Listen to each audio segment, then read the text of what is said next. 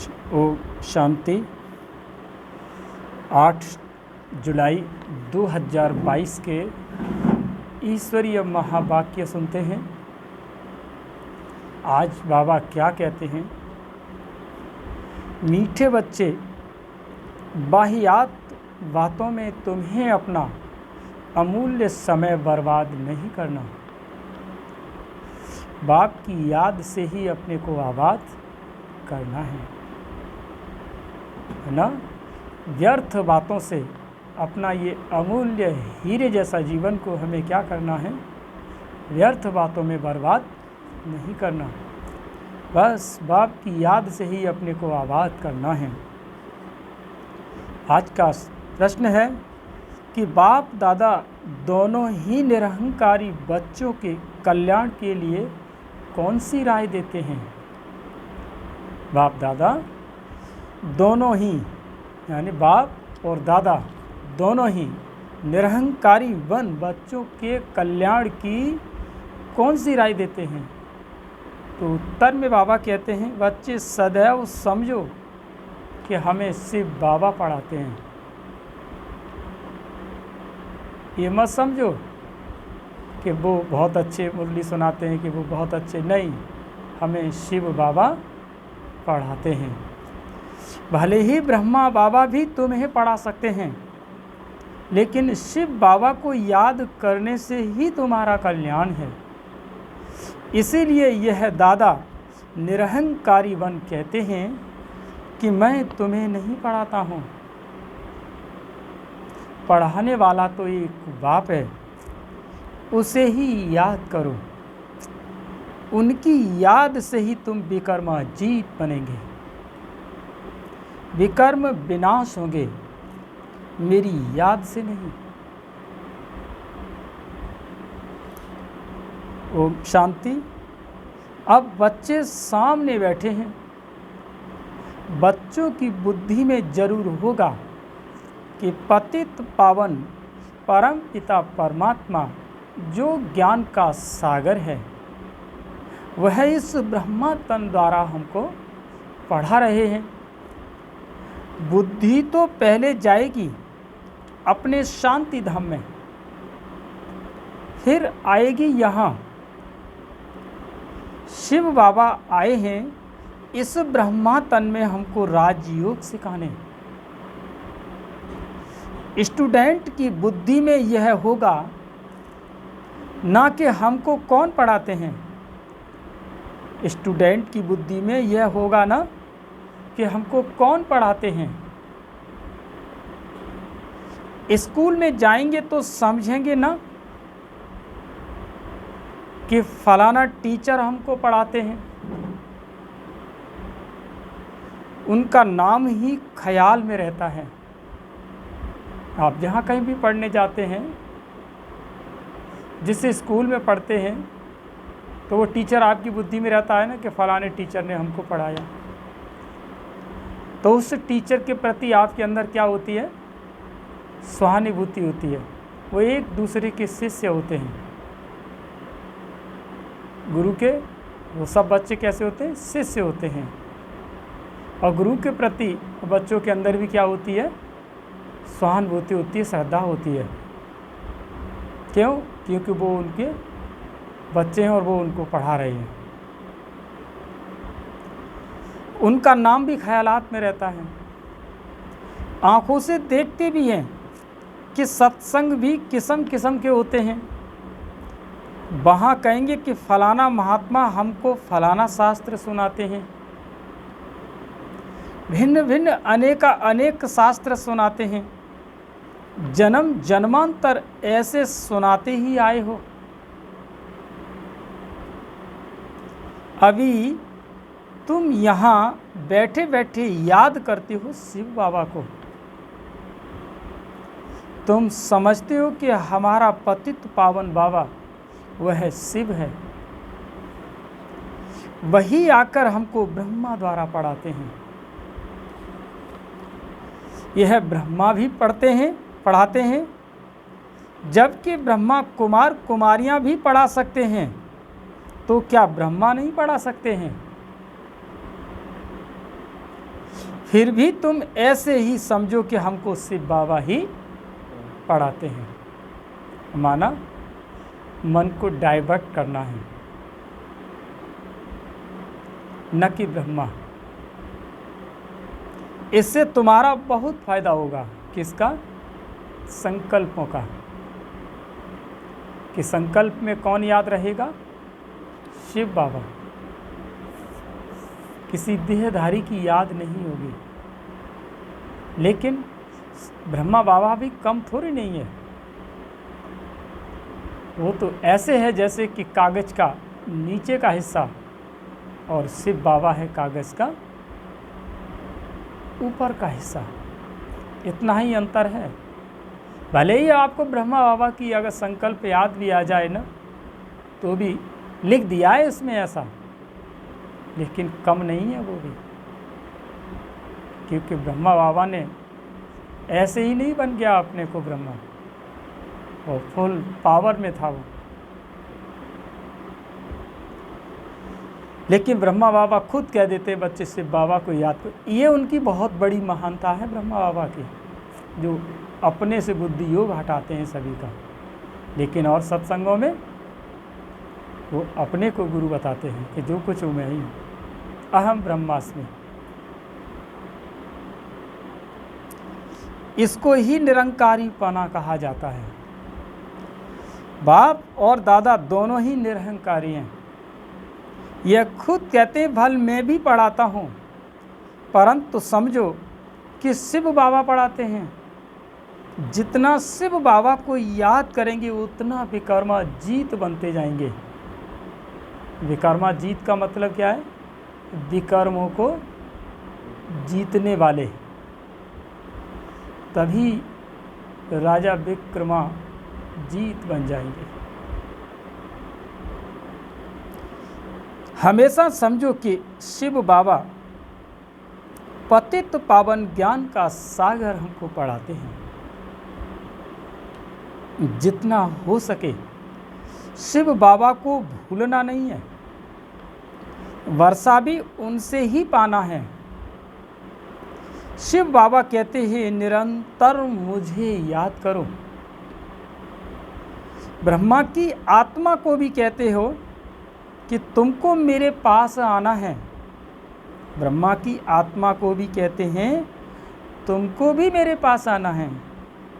उठते बैठते मेरे को याद करने का पुरुषार्थ करो। हमारी हैबिट हो जाए ये। इसमें ही कमाई बहुत है। हेल्थ भी बहुत अच्छी मिलेगी। कभी भी टाइम वेस्ट नहीं करो। Hear no evil, talk no evil, see no evil. न बुरा देखो, न बुरा बोलो और न बुरा करो, न सुनो। सिवाय ज्ञान और योग के कोई भी बायात बातें नहीं करनी है। जिसमें ज्ञान कम है तो जरूर अज्ञान ही होगा। झुरमुई झगमई करते रहेंगे। ऐसी बातें कभी नहीं सुनाना। जब ऐसे देखो कि वह वाहियात बातें सुनाते हैं तो समझो ये हमारा दुश्मन है। फालतू बातें सुनाकर टाइम वेस्ट करते हैं। बाप कहते हैं ऐसी फालतू बातें नहीं सुनो। कोई की गिलानी करेंगे, कोई के लिए कुछ बोलेंगे, कहेंगे कि ऐसी बातें कभी नहीं सुनना, न कभी सुनाना। जिसमें ज्ञान नहीं है वही ऐसी बातें सुनाकर और ही नुकसान करते रहेंगे। इसीलिए बार बार समझाया जाता है कि सर्विस पर तत्पर रहो, सेवा पर ध्यान रखो। इन चित्रों पर जितना एक दो को समझाएंगे उतना धारणा भी होगी। यहाँ बैठ चित्र देखो, ये ख्याल करो कि ये शिव बाबा है, ये दादा है, इन द्वारा हमको वर्षा मिलता है। फिर ये पतित दुनिया का विनाश हो जाएगा। ऐसी ऐसी बातें करते अपने को भी बहला सकते हो, क्योंकि टाइम को तो सफल करना है ना, तो मन को क्या करना है, बहलाना है। वह अच्छा होगा। झरमई झुगमई तो पाप आत्मा बन जाएंगे। अगर मन के अंदर ये चलता रहा कभी कुछ, तो बाबा कहते क्या बन जाओगे, पाप आत्मा हो जाओगे। बाप कहते बच्चे पाप आत्मा नहीं बनना। दुनिया का समाचार फलानी ऐसी है, उसने यह किया, ऐसी बातें जो सुनते और सुनाते हैं वह मुक्त समय बर्बाद करते हैं। तुम तो बहुत आबाद हो रहे हो, विश्व के मालिक बन रहे हो। बरोबर भारत आबाद था, अब बर्बाद है। बाप द्वारा आबाद हो रहे हो। बाप और सृष्टि चक्र को याद करना यह तो बड़ा ही सहज है। इस संगम युग का कोई को पता नहीं है। कलयुग में सब पतित हैं, सतयुग में सब पावन थे। बाप कहते हैं मैं कल्प मैं संगम युग पर ही आता हूं, पतितों को पावन बनाने के लिए। अजामिल जैसे पापी भी हैं। यह है ही पाप की दुनिया। ये दुनिया कैसी है, पाप की दुनिया है। कदम कदम पर यहाँ पर कुछ न कुछ होता ही रहता है। इसमें कोई चैन नहीं। वह पुण्य आत्माओं की ही चैन पाने की दुनिया है। यह बातें कोई समझा न सके। किसी की भी बुद्धि में नहीं है कि यह चैन कहाँ मिलता है। यह तुम समझाते हो कि सुख धाम में सुख मिलता है, यह है ही दुख धाम। भल बड़े बड़े महल बनाकर बैठे हो, परंतु रास्ता सारा पतित बनाने का ही है। नहीं तो भारत की इतनी उतरती कला क्यों होती। चढ़ती कला कराने वाला तो एक ही बाप है, बाकी सब गिराने वाले हैं। कौन कौन है गिराने वाले? और जो भी देहधारी हैं, जो श्रीमत पर नहीं है, वो सब गिराने वाले हैं। इसमें बहुत समझ की बात है। अंधश्रद्धा की कोई बात नहीं। टीचर कहते तुमको बीए पढ़ाते हैं और झूठ थोड़े ही हो सकता है। ये बेहद का बाप भी कहते हैं कि मैं तुमको सहज राजयोग सिखाकर राजाओं का राजा बनाता हूँ, स्वर्ग का राजा बनाता हूँ। स्वर्ग का राजा और नर्क का राजा बनाने में रात दिन का फर्क है। नर्क में जो राजा रानी बनते हैं वह दान पुण्य से बनते हैं। नर्क में जो राजा बनते हैं उन्होंने अपने जीवन में क्या किया है, ये भौतिक जगत का दान पुण्य किया है, तो वो राजा बनते हैं। अल्पकाल का उनको सुख मिलता है। और स्वर्ग के राजा रानी बनते हैं पढ़ाई से। यह भी तुम जानते हो बाबा का प्लान क्या चल रहा है। सारी सृष्टि जो दुख धाम है उनको सुख धाम शांति धाम बनाना है। जानते हो भारत सुख धाम था, बाकी सब आत्माएं शांति धाम में थी। अभी तो सब सुख धाम में हैं। फिर शांति धाम सुख धाम में जाना है। जो राजयोग सीखते हैं वही सुख धाम में आएंगे। बाकी हिसाब किताब चुकतू कर शांति धाम में चले जाएंगे।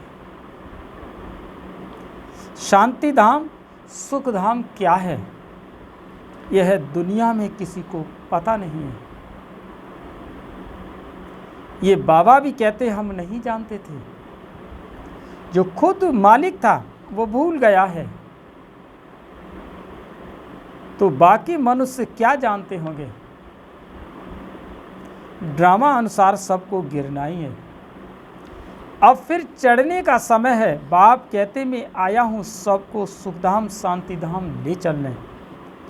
तुम्हारे पास बहुत आएंगे, कहेंगे कि मन को शांति चाहिए। सुखधाम का वार्तालाप तो कोई करने वाला है नहीं।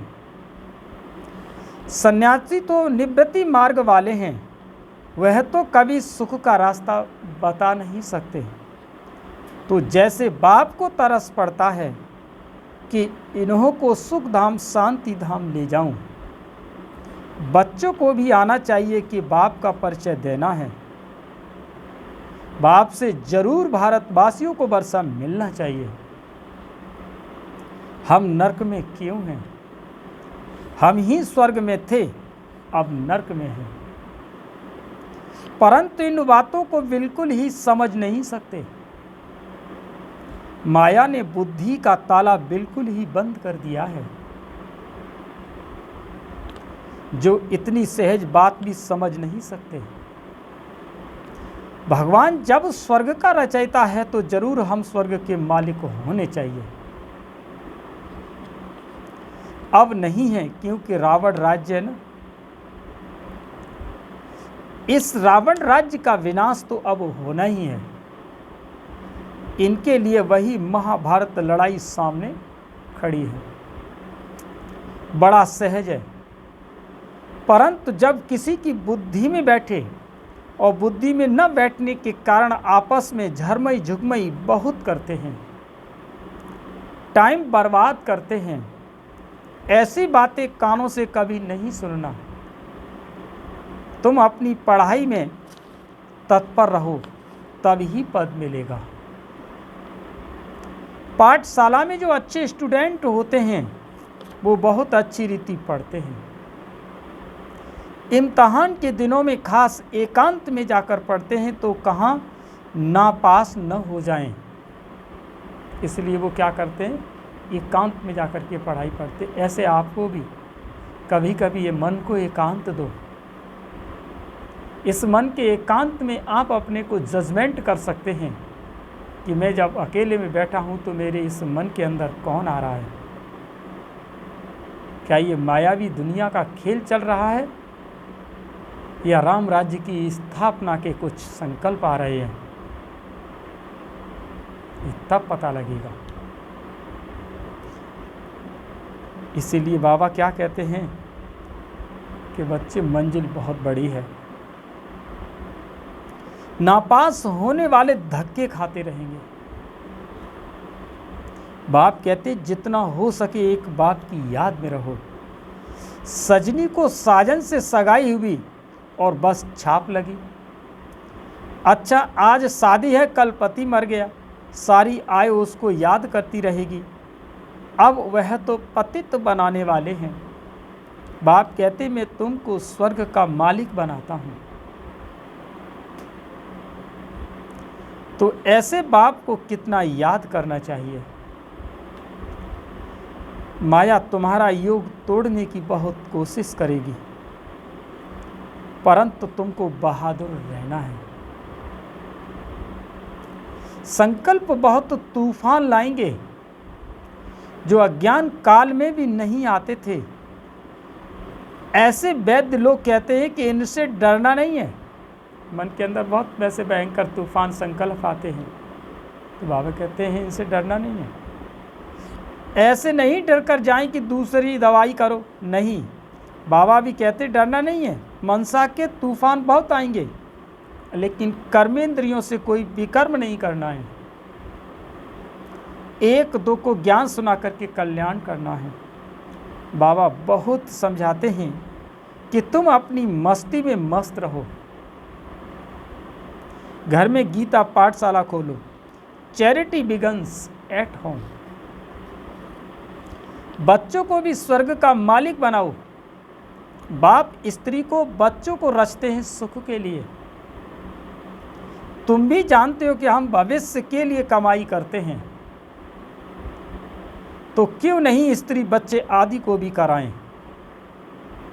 उनको घड़ी घड़ी बोलो धंधा धूरी भल करो, सिर्फ बाप को याद करते रहो। यह प्रैक्टिस ऐसी पड़ जाए जो पिछाड़ी में विनाश के लिए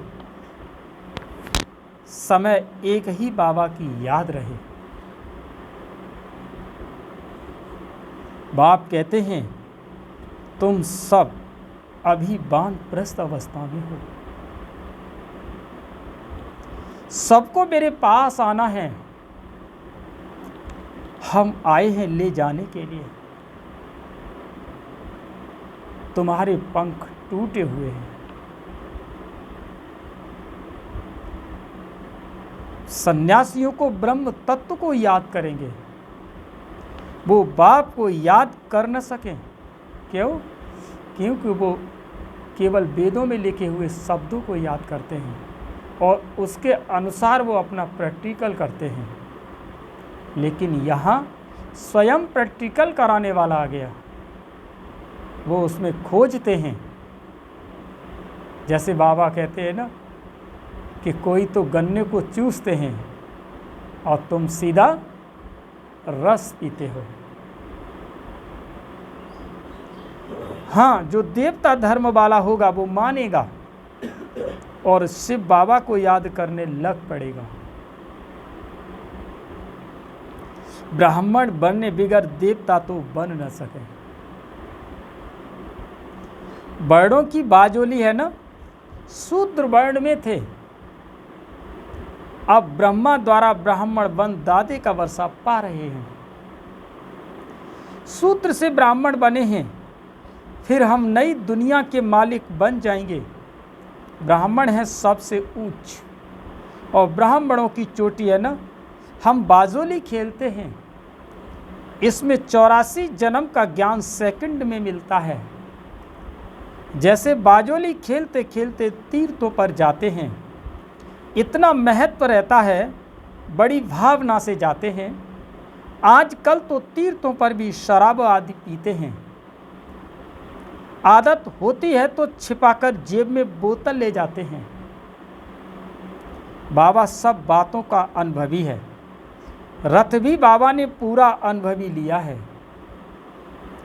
इनको ही बाप कहते हैं तुमने बहुत गुरु किए हैं, सत्संग किए हैं, परंतु अब वह सब भूल जाओ। अभी जो मैं सुनाता हूं वह सुनो। भगवान ने अर्जुन को कहा, रथ तो वास्तव में ये है, रथ में रथी है शिव बाबा। तुम सब अर्जुन हो गए, बाकी घोड़े गाड़ी की तो बात ही नहीं। न सेना की कोई बात है, वो सब भक्ति मार्ग है। यह है ज्ञान मार्ग कि ये शरीर मेरा रथ है। क्योंकि कृष्ण को किस पर दिखाया था? रथ में सवार होकर के अर्जुन को ज्ञान दे रहे थे। इसीलिए शिव बाबा स्वयं हम सबको अर्जुन बनाकर, और ये शरीर रूपी ये रथ है, और इसी में आकर के वो ज्ञान देता है। तो कहता है तुम सब अर्जुन हो, रथ हो तुम।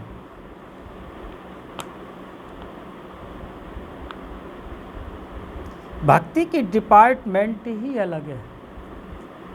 ज्ञान देने वाला एक बाप है, बाकी तो सब भगत हैं। सारी दुनिया के जो भी मनुष्य हैं, सबकी आत्मा कहती है वो गॉड फादर। आत्माएं समझती हैं वही आत्माओं का बाप है। जानती भी है कि हमारा लौकिक फादर भी है। फिर क्यों न हेविलनी गॉड फादर को याद करते हैं?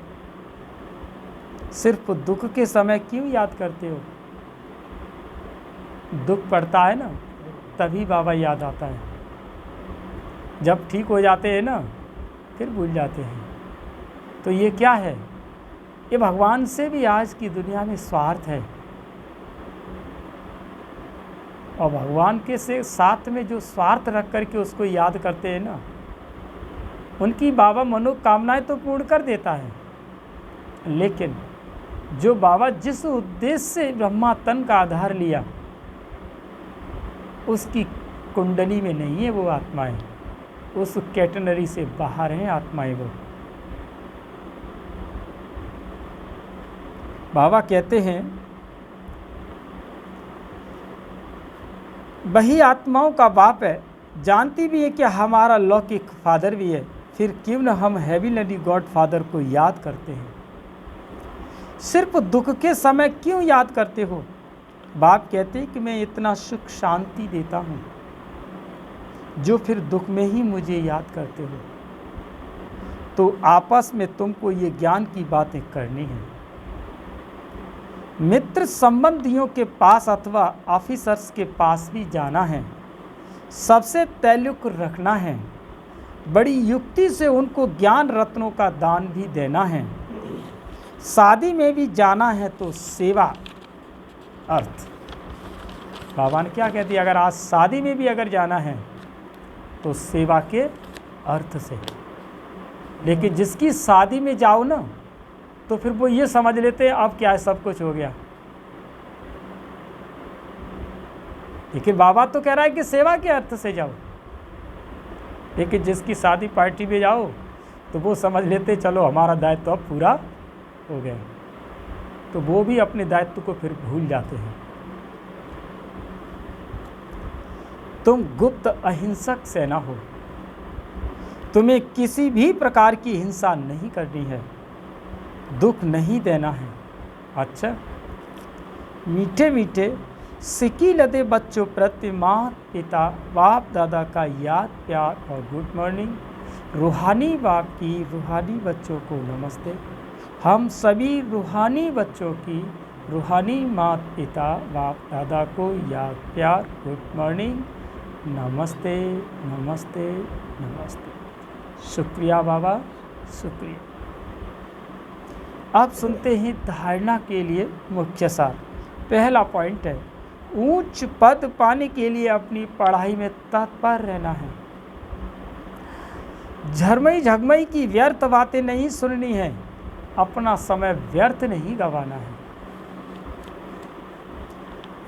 एक दो को ज्ञान सुनाकर कल्याण करना है। कभी भी मनसा तूफानों के बस हो, कर्मेंद्रियों से कोई भी विकर्म नहीं करना। आज का वरदान है, सर्व शक्तियों रूपी वर्थ राइट को, सर्व शक्तियों रूपी वर्थ राइट को हर समय कार्य में लगाने वाले मास्टर सर्वशक्तिवान भव। सर्व शक्तियों का खजाना है और उस खजानों पर बच्चों का अधिकार है कि अधिकार वाले को जैसे भी चलाओ वो वैसे चलेगा। ऐसे ही सर्व शक्तियाँ जब अधिकार में होंगी तब नंबर 1 विजयी बन सकेंगे। तो चेक करो कि हर शक्ति समय पर काम में आती है। हर परिस्थिति में अधिकार से शक्ति को यूज करो। बहुत काल से शक्तियाँ रूपी रचना को कार्य में लगाने का अभ्यास हो, तब कहेंगे मास्टर सर्वशक्तिवान। समझ गए? बाबा को यूज करना सीखो। जब तक इसे यूज नहीं करोगे, इसके पीछे अभी एक छोटी सी क्लास कराई थी श्रद्धांजलि वाले दिन कि बाबा को यूज करो। स्लोगन है, कोई भी महान कार्य सभी के उमंग और उत्साह से ही संभव है। कोई भी बड़ा कार्य अगर हम और आप करेंगे तो कब होगा? सभी के अंदर क्या होना चाहिए? उमंग और उत्साह से ही होगा बड़ा कार्य। अच्छा, ओम शांति।